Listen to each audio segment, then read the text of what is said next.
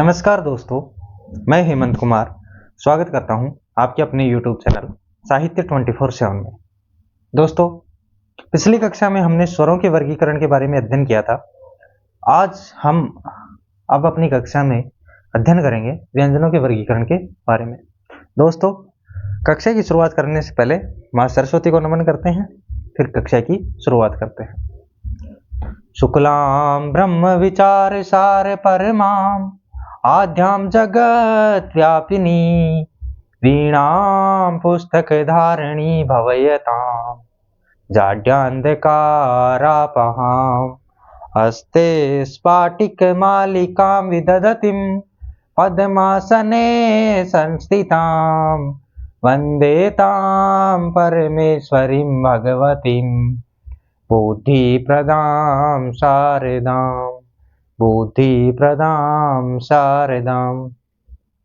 तो दोस्तों, उम्मीद करता हूं कि पिछली कक्षा में मेरे द्वारा समझाया गया स्वरों का वर्गीकरण आपको अच्छे से समझ में आ गया होगा। तो आज हम कक्षा की शुरुआत करते हैं व्यंजनों के वर्गीकरण के साथ में। व्यंजनों का वर्गीकरण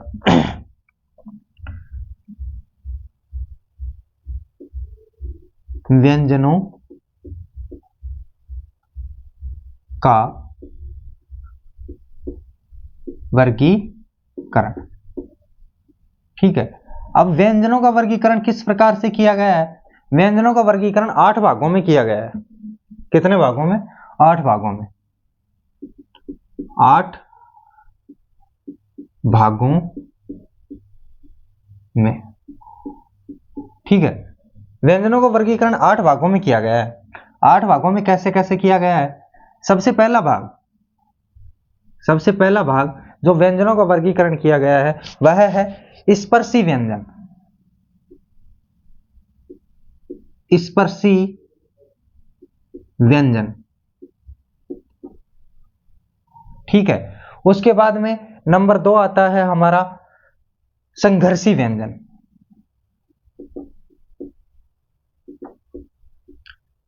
संघर्षी व्यंजन। नंबर 3 आता है स्पर्श संघर्षी।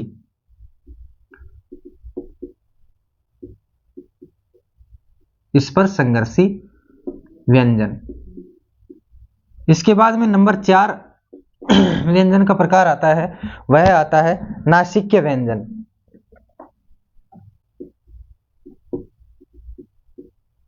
नासिक्य व्यंजन। उसके बाद में नंबर 5 आता है उत्क्षिप्त या ताड़नजात व्यंजन। ठीक है, नंबर 6 के ऊपर हम चर्चा करते हैं। तो नंबर 6 व्यंजन का प्रकार होता है वह हमारा होता है प्रकंपित व्यंजन। प्रकंपित व्यंजन। नंबर 7 है पार्श्विक व्यंजन।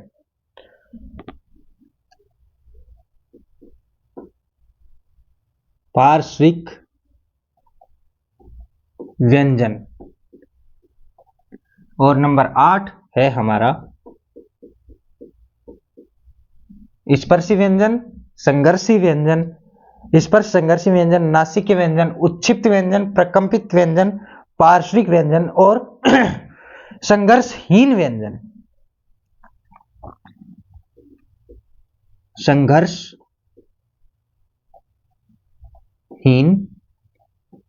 व्यंजन। ये हमारे 8 प्रकार हैं व्यंजनों के। आपने अच्छे से लिख लिया होगा कि ये प्रकार हैं 8। ठीक है, इसमें इनका वर्गीकरण करेंगे हम, एक एक को अच्छे से अध्ययन करेंगे। इन सभी के बारे में एक एक का अध्ययन करेंगे। ठीक है, तो मैं इनको मिटा देता हूं, उसके बाद में हम शुरू से इसको स्टार्ट करते हैं, वापस से एक एक का अध्ययन करते हैं। यहाँ पे लिखने की तो कोई जरूरत नहीं है, वैसे अगर लिखना चाहो तो लिख सकते हो। ये स्पर्शी व्यंजन होते हैं, ये कितने होते हैं? 16। संघर्षी व्यंजन होते हैं 4। स्पर्शी व्यंजन 16, संघर्षी व्यंजन 4, स्पर्श संघर्षी 4 और नासिक्य 5, उत्क्षिप्त या ताड़नजात व्यंजन होते हैं 2, प्रकंपित व्यंजन होता है प्रकंपित र ल 1, ठीक है। उसके बाद में जो पार्श्विक होता है वो भी 1 होता है, और जो ये संघर्षहीन व्यंजन होते हैं ये होते हैं 2, ठीक है। ये है। अब ये तो लिख लिया होगा इनके आगे कि भाई ये व्यंजन होते हैं, कितने होते हैं, ठीक है। अब इनके बारे में एक एक के बारे में हम स्पेशल रूप से चर्चा करेंगे, तो मैं इनको सभी को मिटान देता हूं, एक बार आप इसको नोट कर लीजिएगा, फिर आगे बढ़ते हैं। आगे बढ़ते हैं।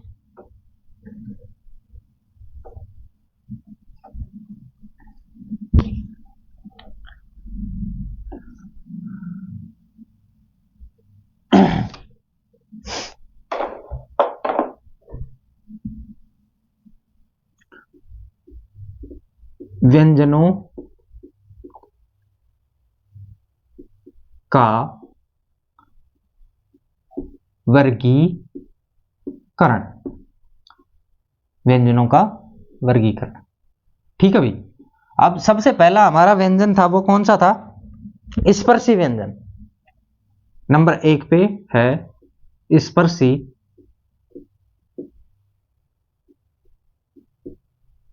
व्यंजन, ठीक है।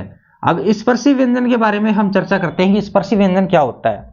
तो स्पर्शी व्यंजन क्या होता है? वे व्यंजन जिनके उच्चारण में, वे व्यंजन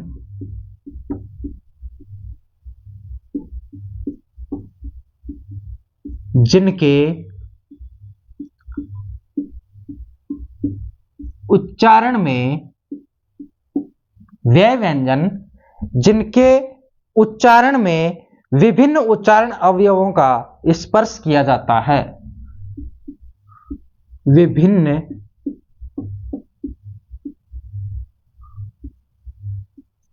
उच्चारण अवयवों का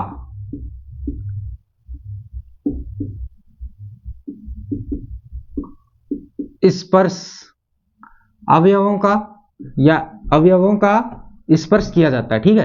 अवयव मतलब साधनों का, साधनों का विभिन्न उच्चारण अवयवों का, वे व्यंजन जिनके उच्चारण में विभिन्न उच्चारण अवयवों का, वे व्यंजन जिनके उच्चारण में विभिन्न उच्चारण अवयवों का स्पर्श किया जाता है, स्पर्श किया जाता है। कौन से व्यंजन कहलाते हैं? स्पर्शी व्यंजन कहलाते हैं। व्यंजन कहलाते हैं। देखो भाई, स्पर्शी व्यंजन वे व्यंजन जिनके उच्चारण में विभिन्न उच्चारण अवयवों का, मतलब विभिन्न उच्चारण अवयव मतलब विभिन्न उच्चारण करने वाले, जैसे कंठ हो गया, मूर्धा हो गया, दंत हो गया, ओष्ठ हो गया, ठीक है।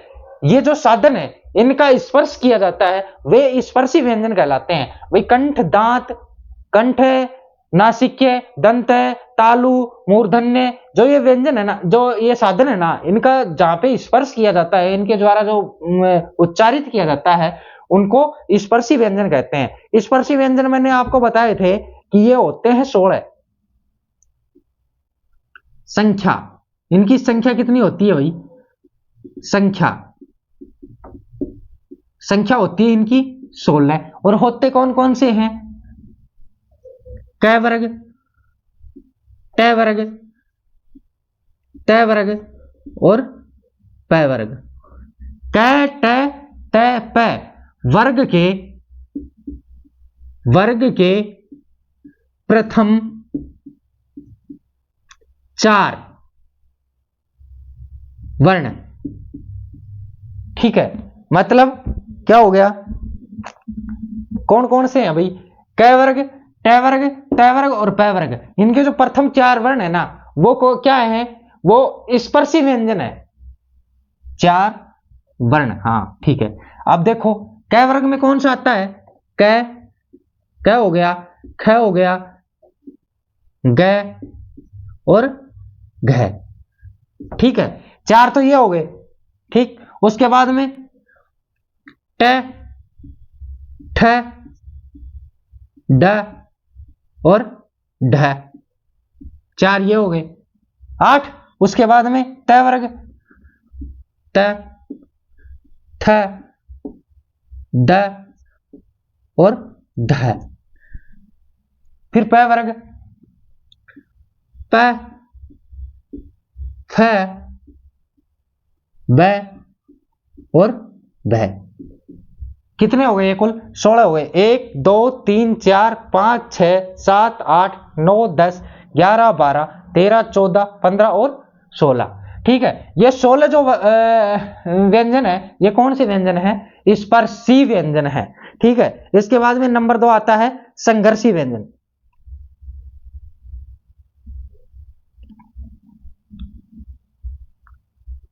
संघर्षी,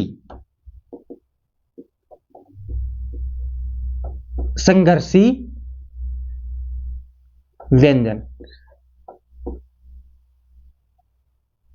संघर्षी व्यंजन कौन से व्यंजन होते हैं, संघर्षी व्यंजन वे व्यंजन होते हैं जिनके उच्चारण में 2 अवयव साधन इतनी निकटता पे आ जाते हैं, जो मतलब इनका जब उच्चारण करते हैं ना, संघर्षी व्यंजनों का, इनका उच्चारण करते समय इन देखो इसकी परिभाषा क्या बनेगी, वे व्यंजन जिनके उच्चारण में जिनके उच्चारण में 2 उच्चारण अवयव यानी कि 2 उच्चारण साधन इतनी निकटता पर आ जाते हैं कि बीच का मार्ग छोटा हो जाता है और वायु संघर्ष के साथ अथवा घर्षण के साथ बाहर निकलती है, संघर्षी व्यंजन कहलाते हैं। देखो लिखते हैं, वे व्यंजन जिनके उच्चारण में वे व्यंजन जिनके उच्चारण में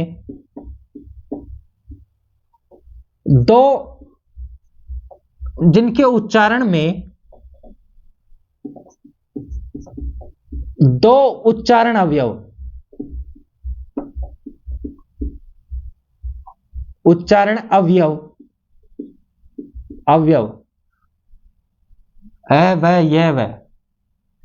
अवयव यानी कि साधन, 2 उच्चारण अवयव इतनी निकटता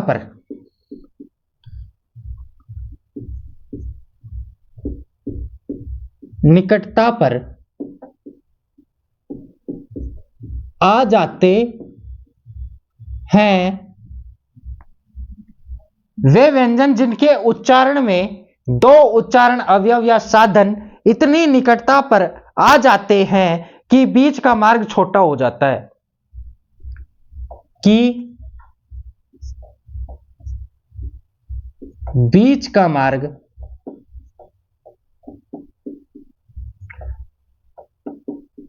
छोटा हो जाता है और वायु संघर्ष या घर्षण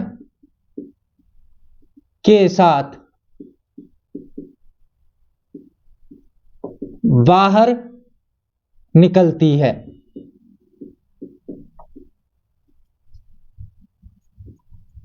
ठीक है, संघर्ष या घर्षण के साथ बाहर निकलती है। ठीक है, उसे कौन से व्यंजन कहते हैं, उन्हें स्पर्शी व्यंजन कहते हैं। कौन से व्यंजन कहलाते हैं, संघर्षी व्यंजन कहलाते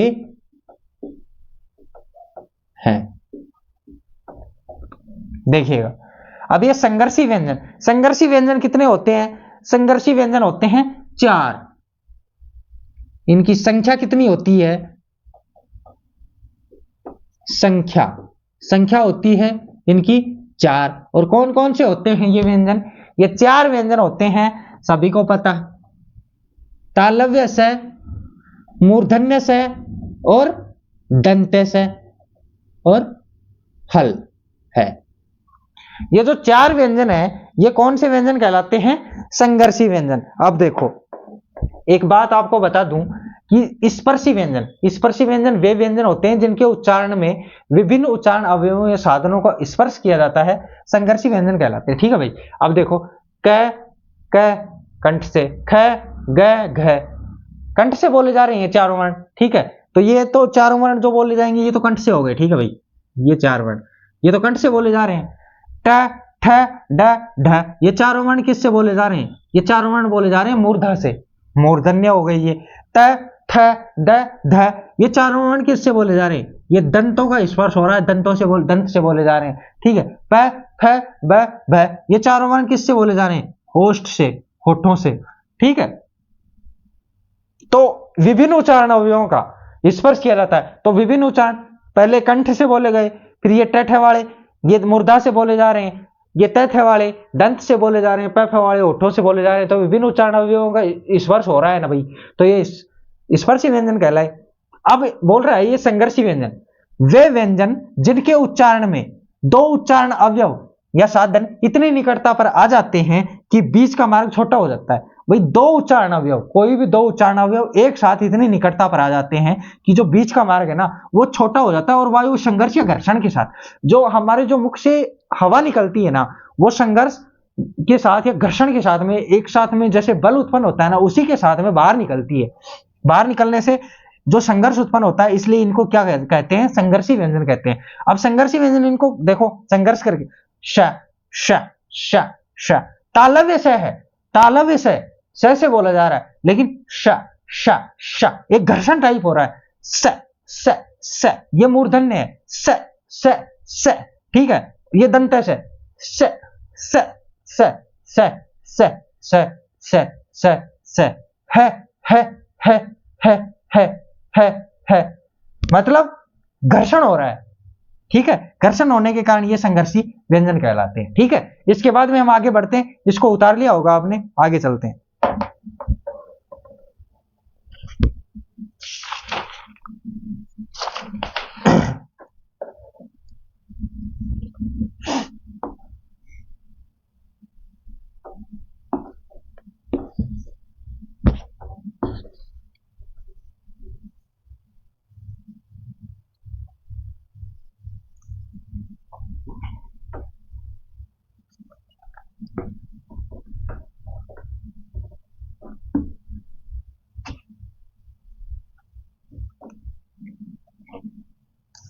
नंबर 3 पे कौन सा आता है? स्पर्श संघर्षी। 3 नंबर स्पर्श संघर्षी व्यंजन। अब स्पर्श संघर्षी व्यंजन क्या होते हैं? वे व्यंजन जिनके उच्चारण में उच्चारण का समय अपेक्षाकृत अधिक होता है और उच्चारण के बाद वाला भाग संघर्षी हो जाता है। वे व्यंजन जिनके उच्चारण में उच्चारण का समय अपेक्षाकृत अधिक होता है, वे व्यंजन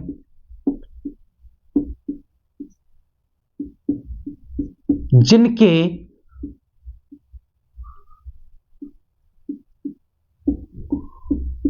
उच्चारण में उच्चारण का समय अपेक्षाकृत अधिक होता है। उच्चारण का समय अपेक्षाकृत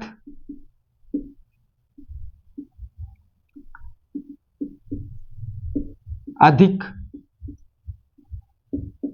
होता है। वे व्यंजन जिनके उच्चारण में उच्चारण का समय अपेक्षाकृत अधिक होता है और उच्चारण के बाद वाला भाग संघर्षी हो जाता है, और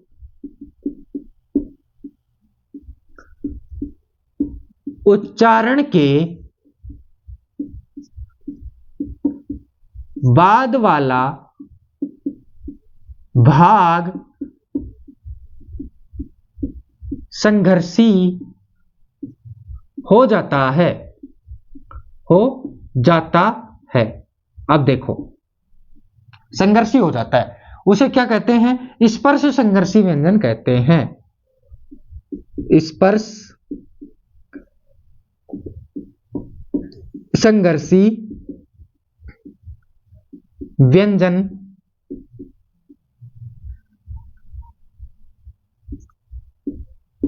कहलाते हैं। ठीक है, अब देखो, वे व्यंजन जिनके उच्चारण में उच्चारण का समय अपेक्षाकृत अधिक होता है, मतलब जिनका उच्चारण हम करते हैं ना, तो उसमें जो उच्चारण करने में जो समय लगता है ना, वो अपेक्षाकृत मतलब कि थोड़ा सा अधिक लगता है, और उच्चारण के बाद वाला भाग, जब हम उच्चारण करते हैं और उसके बाद वाला भाग है ना, जो वो एक संघर्ष के द्वारा, यानी कि घर्षण के द्वारा, घर्षण रहित होता है। ठीक है, उसे स्पर्श संघर्षी व्यंजन कहते हैं। स्पर्श संघर्षी व्यंजन होते हैं, इनकी संख्या कितनी होती है भाई?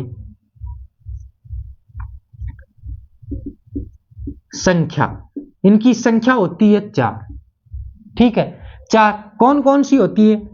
देख लो, च, छ, ज और झ, ये 4 व्यंजन होते हैं। ये कौन से व्यंजन हो गए? ये हो गए स्पर्श संघर्षी व्यंजन। इसके बाद में हम नेक्स्ट बढ़ते हैं नासिक्य व्यंजन।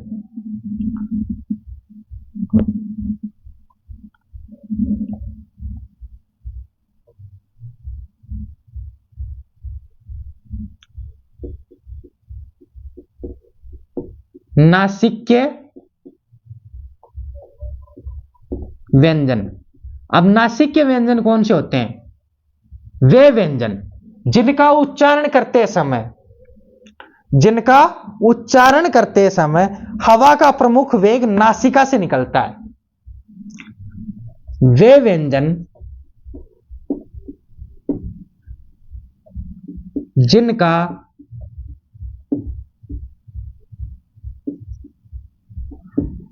उच्चारण करते समय हवा का वेग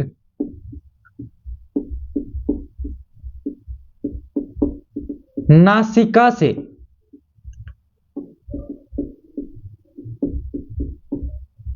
निकलता है। नासिका से निकलने दो भाई। और नासिका से निकलने के कारण ये व्यंजन कौन से कहलाते हैं? नासिक्य व्यंजन कहलाते हैं। नासिक्य व्यंजन कहलाते हैं। देखो कैसे ये होते कितने, इनकी संख्या देख लो। सबसे पहले संख्या होती है इनकी 5। संख्या कितनी है? संख्या है इनकी 5। और कौन कौन से हैं? पंचमाक्षर ञ ण न म य ण य अंग य ण न म। कौन कौन से? अंग, य ण न और म। पंचमाक्षर, इनको क्या बोलते हैं हम? पंचमाक्षर भी बोलते हैं भाई। म कौन से अक्षर होते हैं ये? पंचमाक्षर। ठीक है, अब देखो स्पर्श संघर्षी व्यंजन। स्पर्श संघर्षी व्यंजन वे व्यंजन जिनके उच्चारण का समय अपेक्षाकृत अधिक होता है और उच्चारण के बाद वाला भाग संघर्षी हो जाता है, यानी कि घर्षण पैदा हो जाता है। तो कौन से? स्पर्श संघर्षी व्यंजन कहलाते हैं। स्पर्श संघर्षी व्यंजनों की संख्या होती है 4। च, छ, ज, झ। देखो इनका उच्चारण में उच्चारण का समय अपेक्षाकृत च का उच्चारण करो, क च, क च। लगभग बहुत ज्यादा, मतलब क वर्ग से ज्यादा समय लग रहा है च बोलने में। ख छ, ख छ, ख छ। लेकिन इनके साथ में संघर्ष कैसे हो रहा है? देखो च च च, जब ए की ध्वनि निकल रही है ना, ए स्वर की ध्वनि जैसे हमारे मुख से निकल रही है, तो एक संघर्ष, घर्षण सा पैदा हो रहा है। छ, ज, झ, च, छ, ज, झ, च, छ, ज, झ। इनके उच्चारण करते समय जो हवा है ना, वो घर्षण के साथ बाहर निकल रही है, इसलिए तो ये हो गए संघर्षी व्यंजन। और स्पर्श, स्पर्श कैसे? क्योंकि जो इनका जब हम उच्चारण करते हैं तो हमारी जो जीवा है वो तालु को स्पर्श करती है। जैसे देख लो बोल के च, छ, ज, झ। जो दांतों के ऊपर, जो ऊपर की तरफ, ऊपर के दांत इनके जस्ट पीछे जो खुरदरा भाग है उसको तालु बोलते हैं, ठीक है। वहां पे स्पर्श हो रही है जीभ, तो ये कौन से हो गए? स्पर्शी भी हो गए और संघर्षी भी, क्योंकि जो मुख का जब अंत में जो वेग निकलता है तो वो एक घर्षण के साथ में उच्चारण हो रहा है, इसलिए स्पर्श संघर्षी व्यंजन हुए। नासिकीय व्यंजन, वे व्यंजन जिनका उच्चारण करते समय हवा का वेग नासिका से निकलता है, उसे नासिकीय व्यंजन कहते हैं। जैसे अंग, अंग, अंग। नासिका के पास में हाथ लगा के ऐसे देखो कि नासिका से हवा निकल रही है या नहीं है। अंग, ठीक है। न्य, न, न, मैं, नासिका से हवा निकलती है इनके उच्चारण में, तो ये कौन से व्यंजन हो गए? नासिकीय व्यंजन। आगे बढ़ते हैं।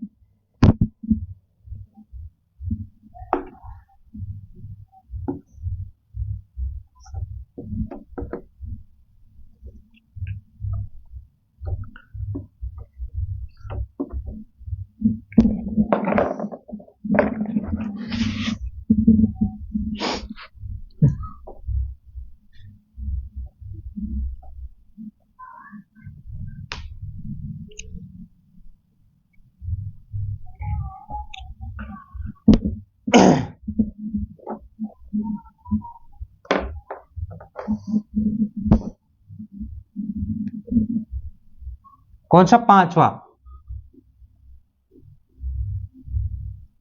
पांचवा है ना भाई, पांचवा। कौन सा लिखवाया था? उच्छिप्त, क्षिप्त व्यंजन।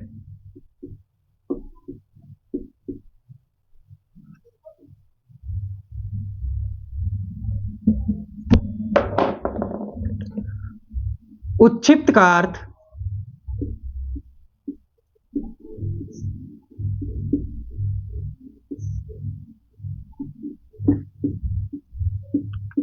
उच्छिप्त का अर्थ होता है, होता है फेंका हुआ, फेंका हुआ, ठीक है। पूर्ण विराम। अर्थात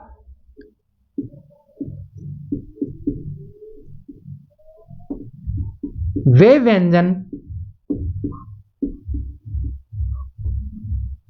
अर्थात वे व्यंजन जिनके उच्चारण में,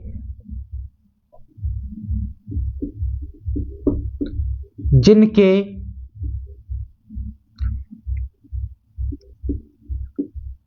उच्चारण में जीवा ऐसा महसूस करती है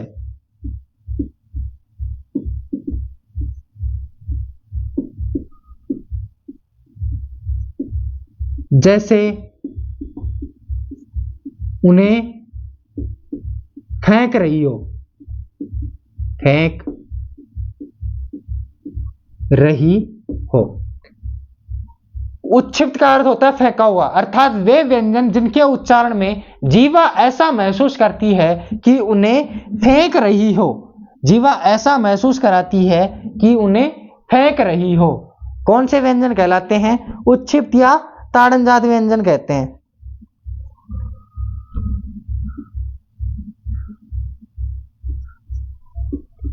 उत्क्षिप्त व्यंजन कहलाते हैं।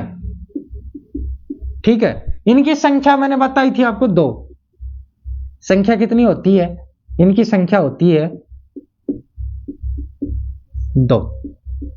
कौन कौन से होते हैं? अडह और अडह,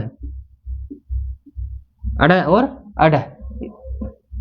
अगला है हमारा, इनको ताड़नजात, द्विगुण और द्विपृष्ठ वर्ण भी कहते हैं भाई। इन्हें लिख लो, ताड़नजात, द्विगुण या द्विपृष्ठ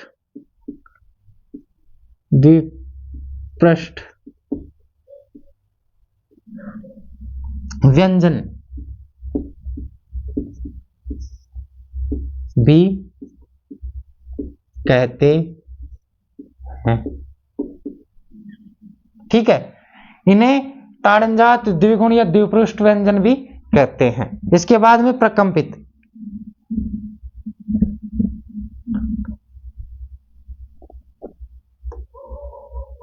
छठा प्रकंपित व्यंजन।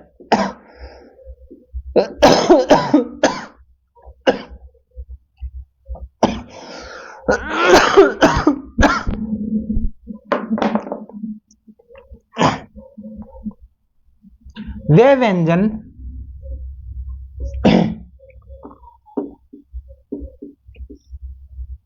जिनके उच्चारण में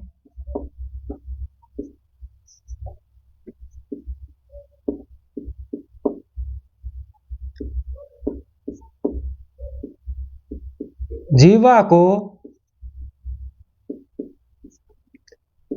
2-3 बार कंपन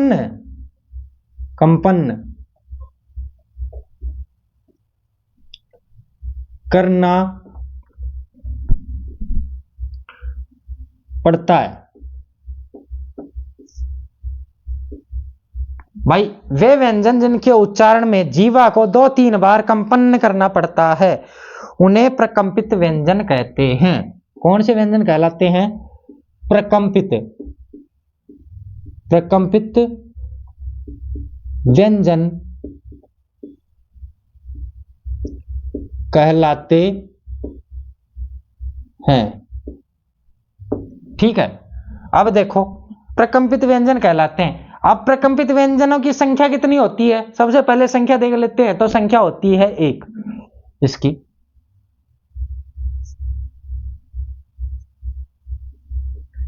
संख्या 1, और है कौन सा वो 1? वो है र। देखो, अब इसका एक विशेष लगा के लिख लेंगे भाई। र के उच्चारण में ऐसा महसूस होता है जैसे यह जीवा से लुढ़क रहा हो। विशेष लगा के लिख लो भाई, एक विशेष।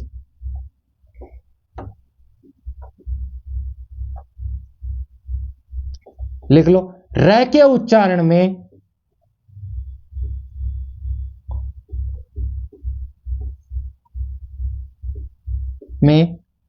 ऐसा महसूस होता है, ऐसा महसूस होता है कि जैसे यह जीवा से लुढ़क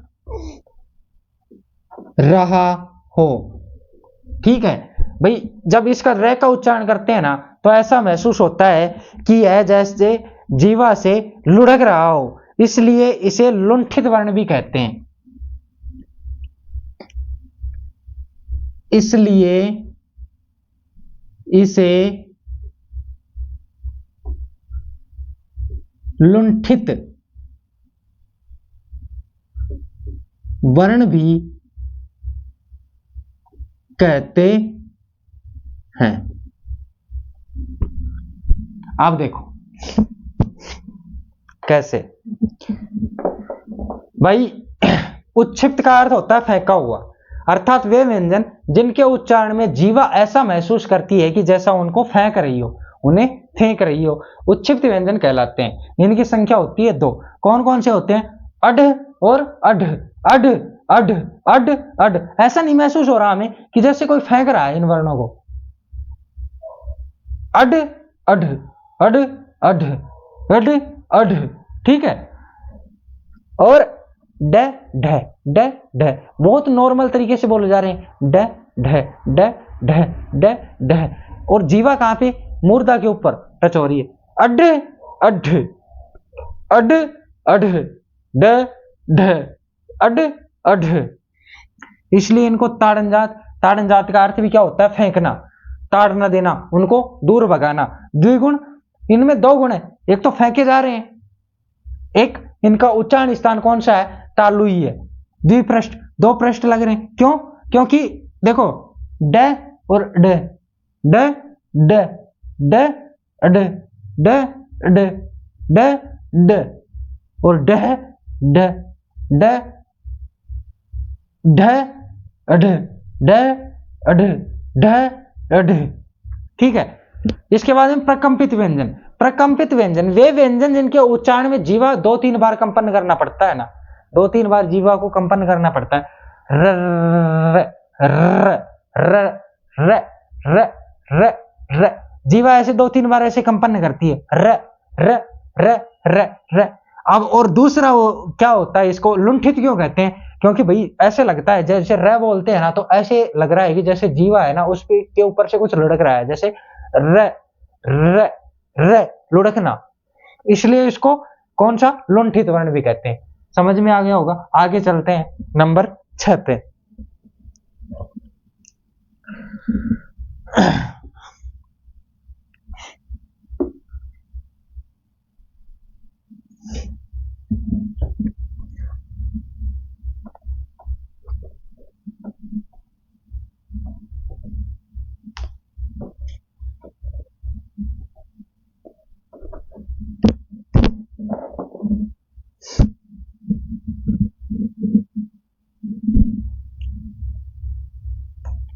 पार्श्विक 7वां,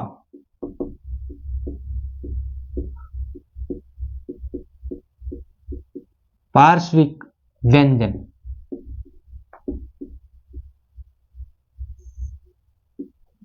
पार्श्विक व्यंजन कौन से होते हैं? पार्श्विक व्यंजन वे होते हैं जिनके उच्चारण में जीवा मसूड़ों को छूती है और हवा का प्रमुख वेग जीवा के आसपास या अगल बगल से निकल जाता है। पार्श्व का अर्थ, पार्श्व का अर्थ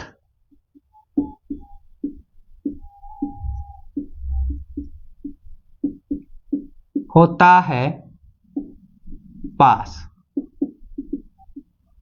ठीक है भाई। पार्श्व का अर्थ होता है पास, अर्थात अब इसकी परिभाषा लिखते हैं। अर्थात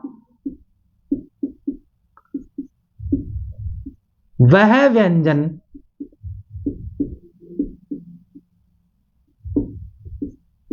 जिसका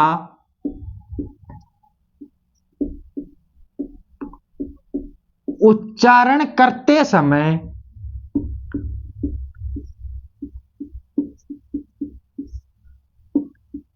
जीवा मसूड़ों को छूती है। जीवा किनको छूती है भाई? मसूड़ों को छूती है। और हवा का वेग जीवा के अगल बगल से निकल जाता है।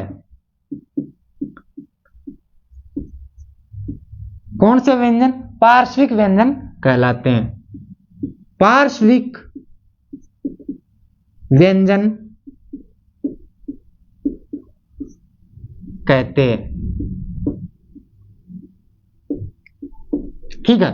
अपार्श्विक व्यंजन, इनकी संख्या कितनी होती है भाई? सबसे पहले संख्या,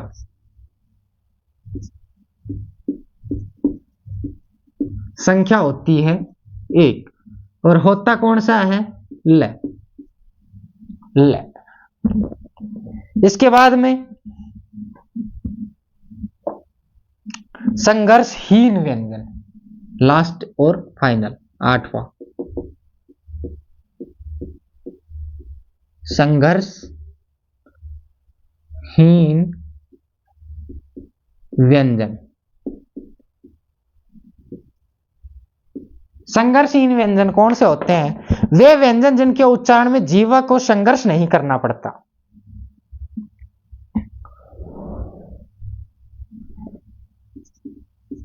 वे व्यंजन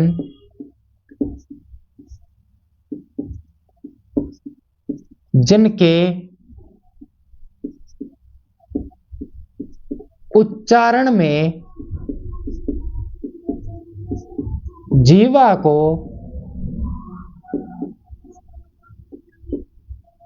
संघर्ष नहीं करना पड़ता। कौन से व्यंजन कहलाते हैं भाई? संघर्षहीन व्यंजन कहलाते हैं।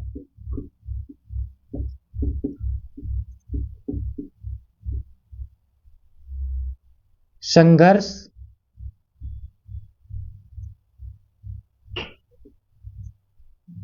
व्यंजन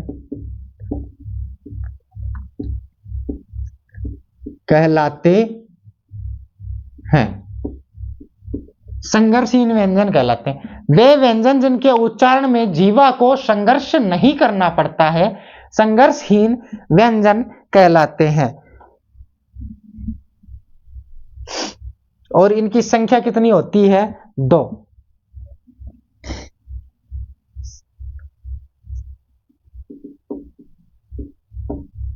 संख्या कितनी होती है? 2। और कौन कौन से होते हैं? यह और वह। ठीक है। एक इसमें एक विशेष लगा के और लिख लेंगे, स्वरों से मिलता जुलता योग होने के कारण इन्हें अर्ध स्वर भी कहा जाता है।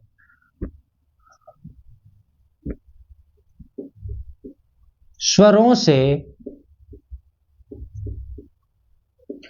मिलता जुलता योग होने के कारण इन्हें अर्ध स्वर भी कहते हैं।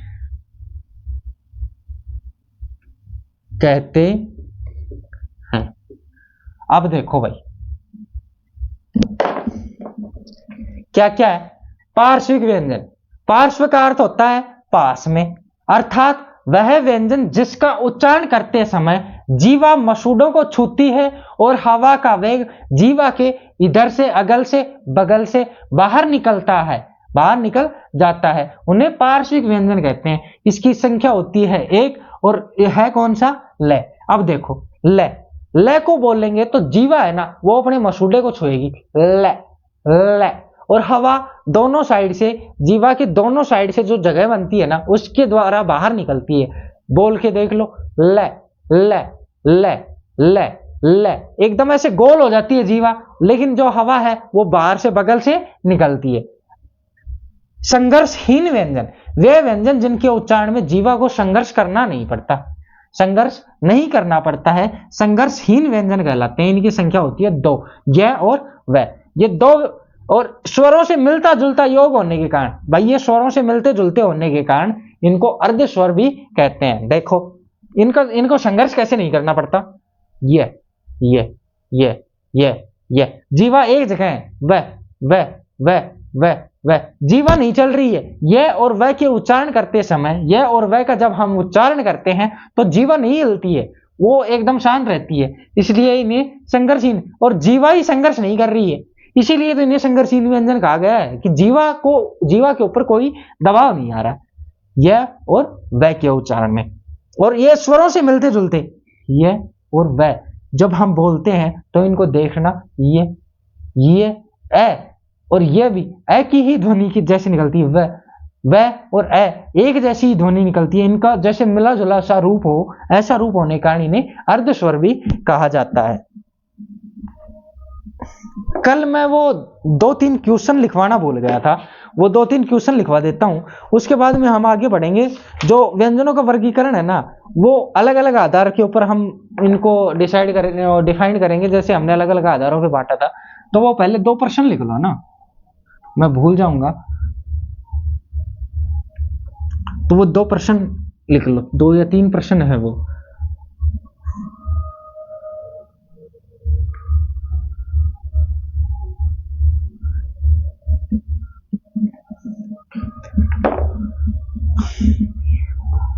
पहला प्रश्न है,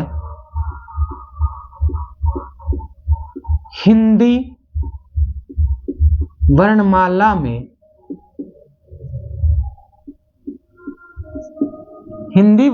में आगत स्वरों की संख्या है।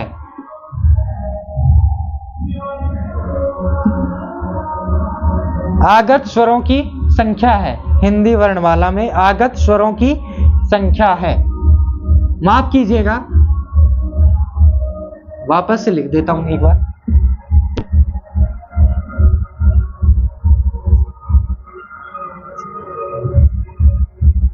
हिंदी वर्णमाला में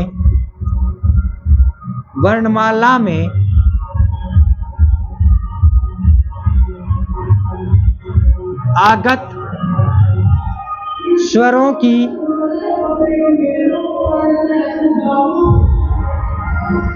संख्या है। भाई हिंदी वर्णमाला में आगत स्वरों की संख्या कितनी होती है? एक,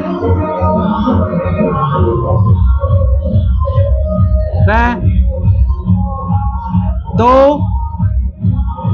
से 3 और 4। भाई इसको चला जाने दो, थोड़ी देर वेट कर लो, और तो क्या करें।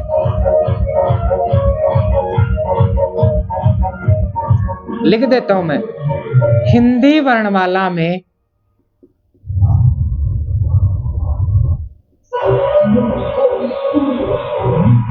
आगत व्यंजनों की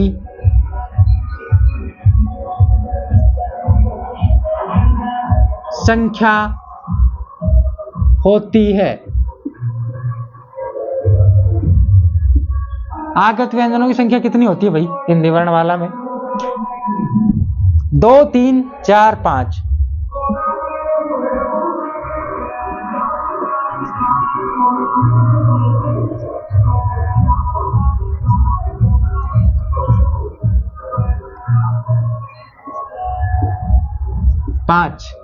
ठीक है। उसके बाद हिंदी वर्णमाला में आगत वर्णों की संख्या होती है।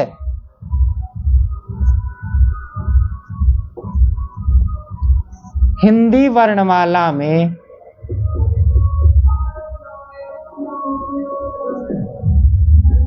आगत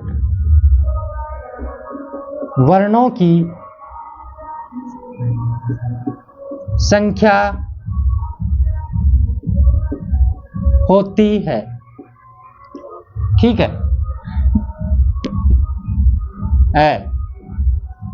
3, 4, 5 और 6। अब देखना भाई, ये 3 प्रश्न है, इन 3 प्रश्नों का जवाब चाहिए मुझे आपसे। उम्मीद करता हूं कि सही जवाब दोगे। तो हिंदी वर्णमाला में जो आगत स्वर है वो कौन सा है? एक है, और उसे बोलते हैं हम ओ। डॉक्टर वाला ओ।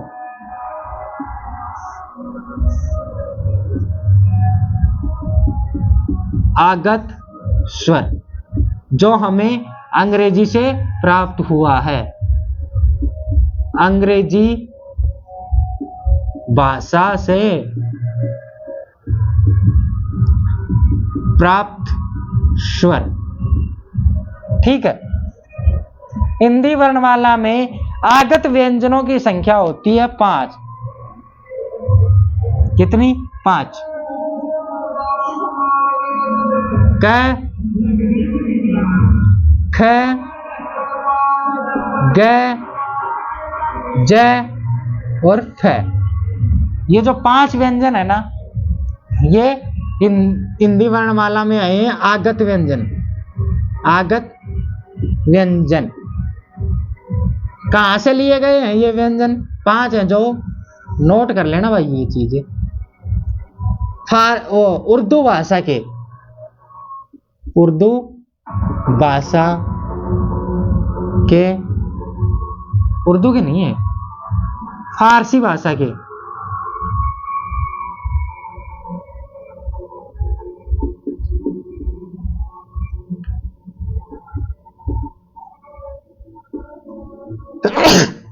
व्यंजन, व्यंजन।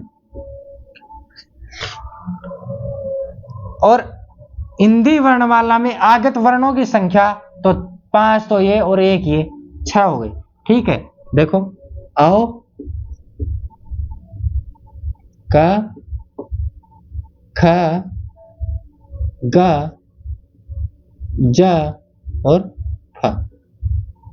क, ख, ग, ज, फ। और जो ये इनके नीचे जो बिंदु लग रहा है, इस बिंदु को बोलते हैं नुक्ता बिंदु। नुक्ता बिंदु। ठीक है दोस्तों, ये 3 प्रश्न थे जो सोच रहा था मैं कि आपको बताऊंगा। तो ये थे वो 3 प्रश्न।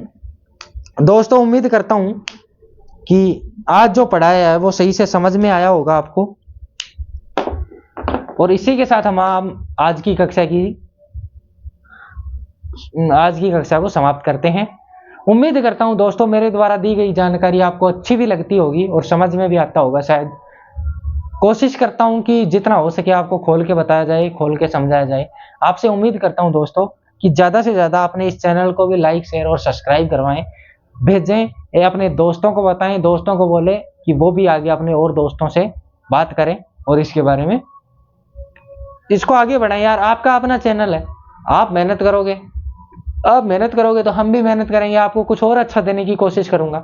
और उम्मीद करता हूं कि जो मैं देता हूं, जो मैं कंटेंट बना के लेके आता हूं, हाँ मैं बहुत सी चीजें ऐसे देखता हूं क्योंकि मैं ये चाहता हूं कि कोई गलती ना हो।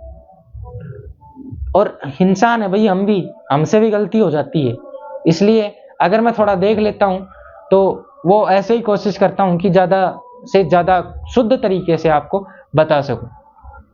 तो दोस्तों धन्यवाद, बहुत बहुत शुभकामनाएं आप सभी को। वैसे भी शुभकामनाएं तो इसलिए कि भाई कुछ चीजें जो जीवन में होनी है वो जरूरी है। समझ रहे होगे मेरी बातें कि मैंने ये जो कक्षा की शुरुआत की थी तो कुछ लोगों ने मेरा हौसला अफजाई किया था, मदद भी की थी, और आज आप लोग मेरे साथ में जुड़े हैं तो ये शुभकामनाओं का ही काम है। धन्यवाद दोस्तों। इसी के साथ आज की कक्षा को हम यहीं पे समाप्त करते हैं। अगली कक्षा में हम पढ़ेंगे और भी अधिक व्यंजनों के वर्गीकरण जो अनेक आधारों पे किए गए हैं। जैसे हमने स्वरों का वर्गीकरण पढ़ा था, तो इनका भी व्यंजनों का वर्गीकरण भी और पढ़ेंगे आगे की कक्षा में। धन्यवाद दोस्तों।